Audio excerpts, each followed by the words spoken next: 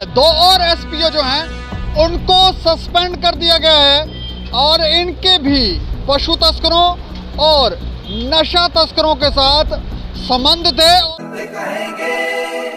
सत्य लिखेंगे,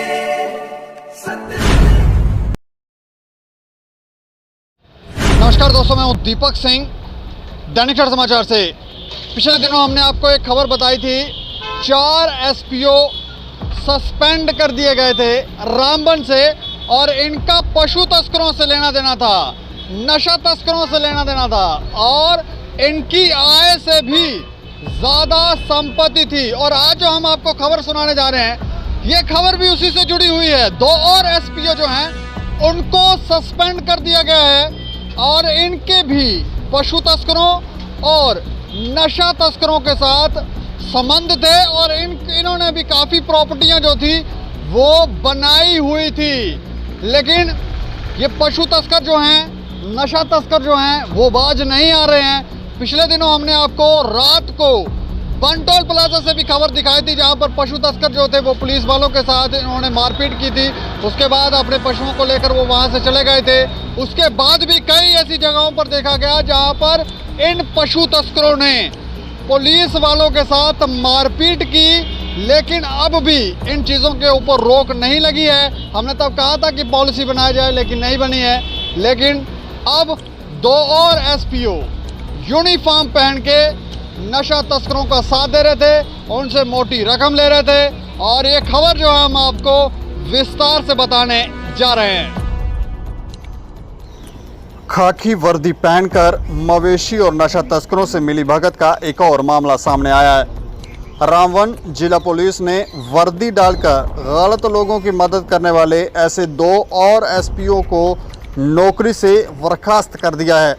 उनकी भूमिका मवेशी तस्करों की मदद करने में सामने आई है, जिसके बाद दोनों का नाम एफआईआर में भी लाया गया। उसके बाद दोनों को बर्खास्त कर दिया गया। ये दोनों तस्करों से प्रति वाहन पैसा लेते थे और उन्हें नाकों से सुरक्षित निकालने में मदद करते थे। जानकारी के अनुसार एसपीओ कल्याण सिंह तथा सजाद अहमद को नौकरी से निकाला गया है। ये दोनों गूल थाने तथा संगलदान चौकी पर तैनात थे। मामला ऐसा है कि जिला के धम्रकांड तथा बटोत पुलिस ने अपने अपने इलाके में मवेशी तस्करों के प्रयासों को नाकाम बनाया था। जब तस्करों को गिरफ्तार कर पूछताछ की गई तो इन दोनों एसपीओ का उन्होंने नाम लिया। पूछताछ के दौरान पता चला कि ये दोनों पुलिसकर्मी तस्करों की मदद किया करते थे। वाहनों को हाईवे से निकालने के लिए मोटी रकम वसूल करते थे। इसके बाद नाके पार करवाने में मदद करते थे, जिससे तस्कर आसानी से जिले के नाकों को पार कर कश्मीर पहुंच जाते थे। इन दोनों एसपीओ की तस्करों के साथ काफ़ी सांठगांठ थी। बड़े तस्करों से भी खूब लिंक इन लोगों ने बना कर रखे हुए थे। उन्हें एक दिन पहले ही पता होता था कि कितने वाहन मवेशी लेकर आने वाले हैं। इसके बाद दोनों थानों में अपनी अपनी एफआईआर में दोनों एसपीओ के नाम डाले गए। बाद में उन्हें गिरफ्तार किया गया। इसके बाद विभागीय जांच शुरू की गई। जांच के दौरान साफ हो गया कि दोनों ने मवेशी तस्करों की मदद करके मोटी कमाई की हुई थी। मकानों पर भी खूब पैसा खर्च किया है। इसके अलावा अन्य संपत्तियों को भी बनाया गया है। लंबे समय से दोनों पुलिसकर्मी तस्करों की मदद करते आ रहे हैं। जांच पूरी होने के बाद अब दोनों को नौकरी से बर्खास्त कर दिया गया है। जांच के दौरान ये भी पता चला कि दोनों नशा तस्करों की भी मदद किया करते थे। बता दें कि इस साल अभी तक जिला एसपी रामबन की तरफ से मवेशी तस्करों की मदद करने वाले 6 एसपीओ पर कार्रवाई की जा चुकी है। मई माह में 4 को इसी कारण नौकरी से निकाला गया था। वो भी तस्करों की मदद करते थे।